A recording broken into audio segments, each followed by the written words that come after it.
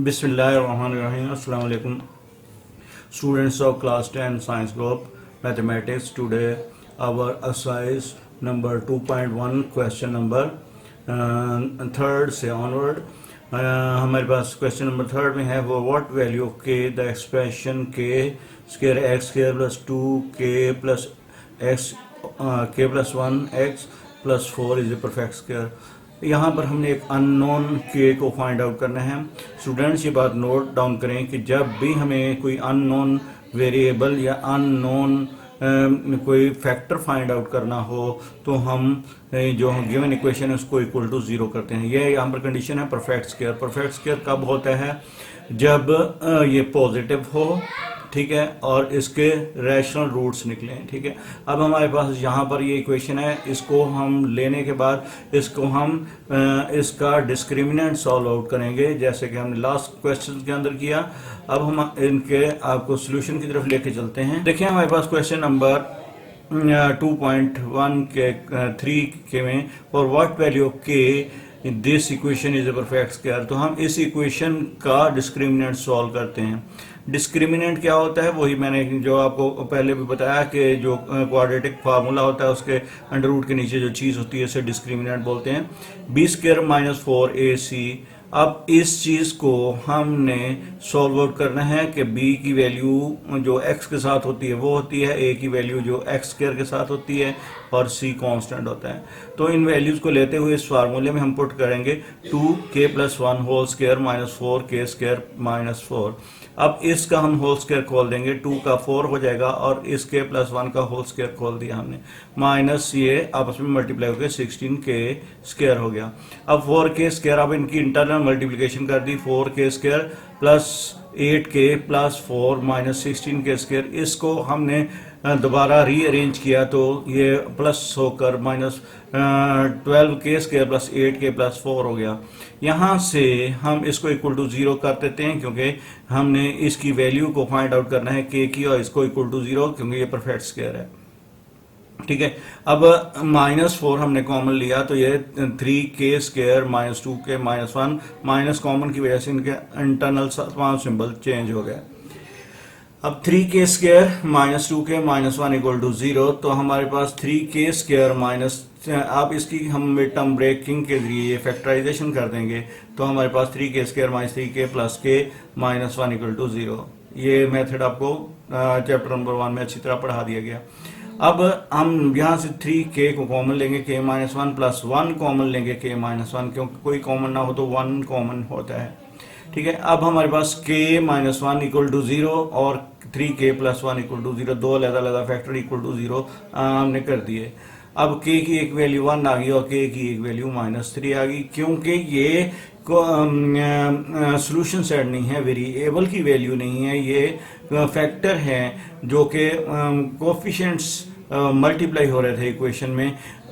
देखें किसके साथ, ये हमारे पास 12k स्क्वायर, ये k इस इक्वेशन के अंदर जो कोफिशिएंट्स हैं. ठीक है, इन k की वैल्यू को पुट करने के बाद कोफिशिएंट बनने थे, x की वैल्यू नहीं फाइंड आउट कर रहे थे, इसलिए हम इसको सोल्यूशन सेट में नहीं लिख सकते.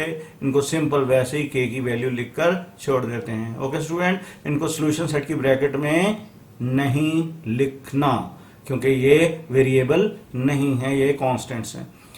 ठीक है, अब क्वेश्चन नंबर 4 2k. अब क्वेश्चन नंबर 4 में असल में पूछा क्या गया है, हम क्वेश्चन नंबर 4 की तरफ चलते हैं. Find the value of k if the roots of the equation are equal. जब रूट्स इक्वल हों तो प्रॉपर्टी नंबर 3 होती है, मतलब डिस्क्रिमिनेंट इक्वल टू जीरो होता है. तो डिस्क्रिमिनेंट को हमने इक्वल टू जीरो लेना है ताकि हम इन केस की वैल्यू को फाइंड आउट कर लें. अब क्वेश्चन नंबर ये है पहला पार्ट. अब B square minus 4ac discriminant लिखने के बाद नेक्स्ट स्टेप में इस तरह हमने इसको रीअरेंज करना है. इस ये इम्प्लाई दैट द साइन, क्योंकि एक लाइन में दो इक्वल प्रॉपर हम नहीं समझते तो हम क्या करते हैं, इसको इस तरह एक स्टेप बढ़ाकर हम ऐसे लिख लेते हैं, B square minus 4ac equal to zero.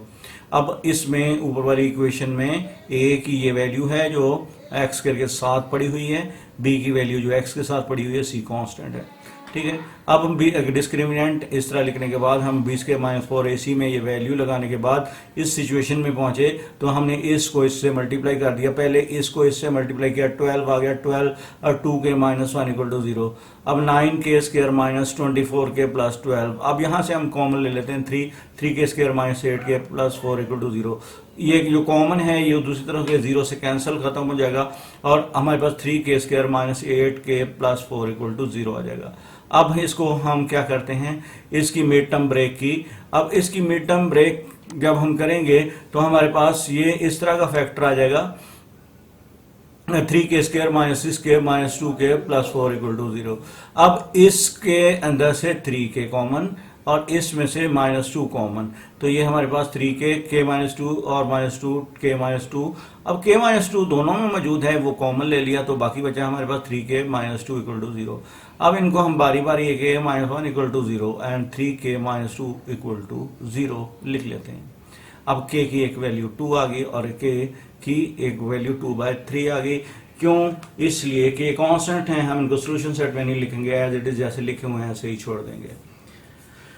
अब क्वेश्चन नंबर 4 का सेकंड पार्ट हमारे पास क्या है, x² + 2k + 2 और x और ये उसको भी वह के फाइंड कर दें, जबकि एक परफेक्ट स्क्वायर है। परफेक्ट स्क्वायर मीन इसका डिस्क्रिमिनेंट = 0 होगा, तो हमने डिस्क्रिमिनेंट को लिखा, फिर उसको =0 लिख दिया। a b c की वैल्यू हमने ये लिख ली। अब जब a b c की हम वैल्यू लिख लें, अब डिस्क्रिमिनेंट को सॉल्व करते हैं तो b की वैल्यू ये है जो हमने ये ऊपर लेट की है, तो 2k + 2 होल स्क्वायर -4, a की वैल्यू 1 और c की वैल्यू ये है।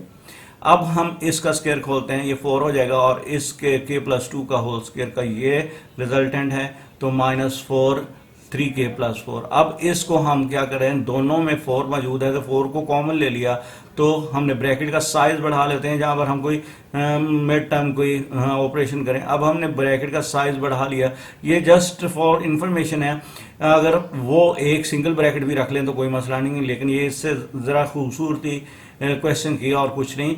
k² + 4k + 4 -3k -4, इस 4 के बाहर जो माइनस है इसने इन दोनों के सिंबल को चेंज कर दिया। ये सिंबल चेंज, ये अलजेब्रा में यही बात ध्यान रखने की होती है कि -4 ने इन दोनों के, -4 खुद तो बाहर चला गया, यहाँ पर -1 रह गया, -1 ने इन दोनों के सिंबल चेंज कर दिए। अब गौर से देखें, k² और ये 4k और -3k k में चेंज हो गया, 4 -4 से कैंसिल हो गया, तो हमारे पास ओनली k² + k बच गया = 0। यहाँ से k को कॉमन ले लिया, k + 1 = 0। अब k की ये 2 टर्म आ गई, एक k अकेला वो =0 और फिर k + 1 = 0, दोनों अब 2 वैल्यू आ गई, k = 0 और k = -1। अब इसका थर्ड पोर्शन, अब थर्ड पार्ट इसका है, इसके अंदर भी वही बात कही गई है कि अगर हमारे पास ये इक्वेशन है और ये परफेक्ट स्क्वायर है, then find the value of k। मतलब क्वेश्चन में हमें यही बात कही गई है कि उसी क्वेश्चन के ये पार्ट हैं कि थर्ड पार्ट स्टेटमेंट इनकी एक ही है कि questions are equal, roots equal हैं तो परफेक्ट स्क्वायर होंगे, तो उसका हमारे पास k की वैल्यू फाइंड आउट कर दे, तो हम डिस्क्रिमिनेंट को =0 कर देंगे। ठीक है। अब स्टूडेंट्स हम चलते हैं इधर की क्वेश्चन की तरफ। अब देखिए हमारे पास a की वैल्यू, ये b की वैल्यू और ये c की वैल्यू। डिस्क्रिमिनेंट को लिखा और डिस्क्रिमिनेंट को =0 किया, वही मेथड। अब b की वैल्यू -5 × k + 1 होल स्क्वायर। अब यहाँ पर -4 और ये a और c की वैल्यू। अब a और c की दोनों वैल्यूज़ को आपस में पहले मल्टीप्लाई किया, ये आ गया 3k और 2k 6k और ये 9k + 4k + 6 और इसका 5 का होल स्क्वायर 25 और बाकी k + 1 का होल स्क्वायर आ गया। अब k² + 2k + 1। अब इनको हमने इंटरनल मल्टीप्लिकेशन कर दी, 25 को तमाम फैक्टर के साथ ये और इस 4 को भी इन तमाम फैक्टर के साथ ये। अब क्या करेंगे, हम इसको रीअरेंज करेंगे, 25 k² और -24 k² बच गया, 50k ये है और 36 और 16 -52 आ जाता है, तो -52 में से 50 कैंसिल हुआ तो -2k आ गया, +1 कैसे आया, 25 में से 24 को माइनस कर दिया। अब हमारे पास इसके दो फैक्टर आ गए, k-1 k-1 हो इक्वल टू 0। क्योंकि ये आपस में मल्टीप्लाई हो रहे हैं तो ये स्क्वायर होकर खत्म हो जाएगा, तो सिर्फ ओनली एक फैक्टर बचेगा k-1 इक्वल टू 0, तो k is equal to 1 is our answer. ये भी कांस्टेंट है, हम इसको सॉल्यूशन सेट में नहीं लिख सकते, ऐसे ही छोड़ देंगे।